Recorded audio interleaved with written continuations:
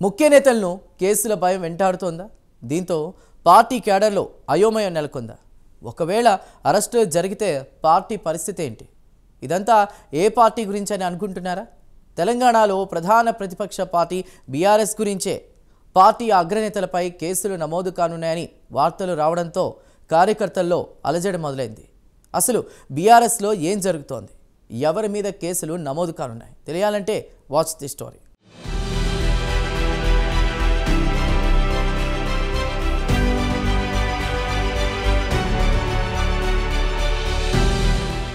ముందు చూస్తే నుయ్యి, వెనుక చూస్తే గొయ్యిలా బీఆర్ఎస్ పరిస్థితి తయారైందని రాజకీయ విశ్లేషకులు అంటున్నారు. గత అసెంబ్లీ ఎన్నికల్లో ఓటమి మరవక ముందే లోక్సభ ఎన్నికల్లో ఘోర ఓటమి చవిచూడడంతో చతికిలబడింది. అధినేత కేసీఆర్ అసలు ప్రజల్లోకి రావడం లేదు.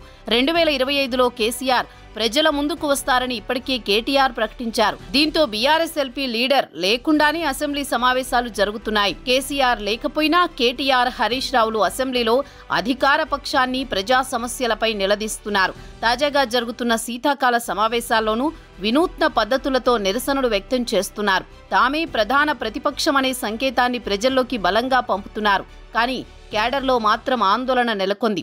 దీనికి కారణం ముఖ్య నేతలపై కేసులు నమోదు కానున్నాయని వార్తలు రావడమే అని రాజకీయ విశ్లేషకులు అంటున్నారు. గతంలో బీఆర్ఎస్ ప్రభుత్వ హయాంలో జరిగిన అవకతవకలపై కాంగ్రెస్ సర్కార్ విచారణకు ఆదేశిస్తుంది. కొన్ని విషయాల్లో కేసులు నమోదు చేసేందుకు సిద్ధపడుతోంది. ఇప్పటికే ఢిల్లీ లిక్కర్ కేసులో చాలా కాలం తీహార్ జైల్లో ఉండి బెయిల్పై బయటకు వచ్చారు కేసీఆర్ కుమార్తె ఎమ్మెల్సీ కవిత.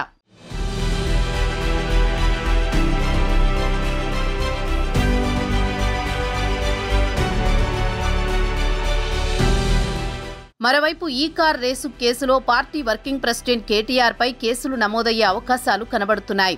గత బీఆర్ఎస్ ప్రభుత్వంలో మున్సిపల్ శాఖ మంత్రిగా కేటీఆర్ పనిచేసినప్పుడు నిబంధనలకు విరుద్ధంగా నిధులు చెల్లింపు జరిగినట్లు కేసు నమోదు కానుందని సమాచారం. ఇప్పటికే ఈ మేరకు గవర్నర్ అనుమతి లభించినట్లు వార్తలు వస్తున్నాయి. మరోవైపు ఫోన్ ట్యాపింగ్ విషయంలో కూడా దర్యాప్తు కొనసాగుతోంది. ఈ కేసులో కీలక నిందితులుగా ఇద్దరు కోసం సిఐడి పోలీసులు గాలిస్తున్నారు. వాళ్ళిద్దరూ దొరికితే ఈ కేసులో ఇంకెవరున్నారనే విషయం బయటపడుతుంది. ప్రస్తుతం ఈ కార్ రేస్ కేసులో కేటీఆర్ ను ఏ క్షణంలో అయినా అరెస్ట్ చేసే అవకాశం ఉందని తెలుస్తోంది. మరోవైపు గతంలోనే దీనిపై స్పందించారు కేటీఆర్. అప్పుడే తాను అరెస్టుకు సిద్ధమనే సంకేతమిచ్చారు. ఇంకోవైపు కాళేశ్వరంకు సంబంధించి నాటి ఇరిగేషన్ మంత్రి హరీష్ రావును సైతం అరెస్ట్ చేయనున్నారని తెలుస్తోంది. విద్యుత్ కొనుగోలు విషయంలో కూడా కేసులు నమోదు కానున్నాయి. ఇప్పటికే ఫోన్ ట్యాపింగ్ విషయంలో బీఆర్ఎస్ మాజీ ఎమ్మెల్యే చిరుమర్తి లింగయ్యను విచారించారు పోలీసులు. లగచర్ల కేసులో కూడా మరో మాజీ ఎమ్మెల్యే పట్నం నరేందర్ రెడ్డిని అరెస్ట్ చేశారు.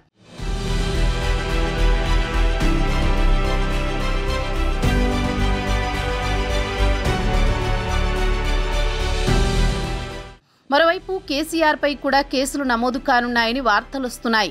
కాళేశ్వరం విషయంలో జరిగిన అవకతవకలపై విచారణ కొనసాగుతోంది. విచారణకు హాజరైన అధికారులందరూ ప్రాజెక్టుకు కర్త, కర్మ, క్రియ కేసీఆర్ అని చెబుతున్నట్టు సమాచారం. ఈ క్రమంలో కేసీఆర్ కు కూడా నోటీసులు జారీ చేసి అవకాశం ఉందని తెలుస్తోంది. కాళేశ్వరం కేసులో నాటి నీటిపారుదల శాఖ మంత్రిగా హరీష్ రావు కొనసాగారు.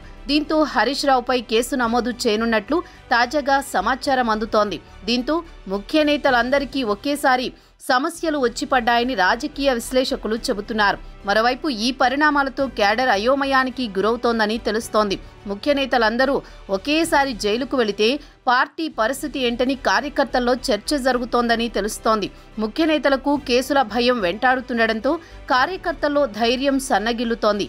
అందుకే అసెంబ్లీ సమావేశాల్లో వినూత్న నిరసనలు తెలుపుతున్నారని రాజకీయ విశ్లేషకులు అంటున్నారు.